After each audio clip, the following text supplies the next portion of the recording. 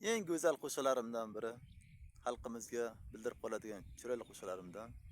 Kelajakda dunyo muhabbati kuychisi taxallusi bilan mashhur bo'lish niyatdaman.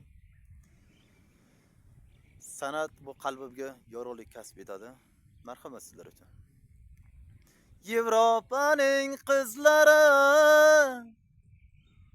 chaqnab turar ko'zlarim, Osiyoning qizlari bolday shirin so'zlarim, Hindi Xitoy qizlari qop-qora qoshli ko'zlarim, osmonim yulduzlari ziyo nurli o'zlarim, O'zbekiston qizlari oydan go'zal yuzlari, oydan go'zal yuzlari.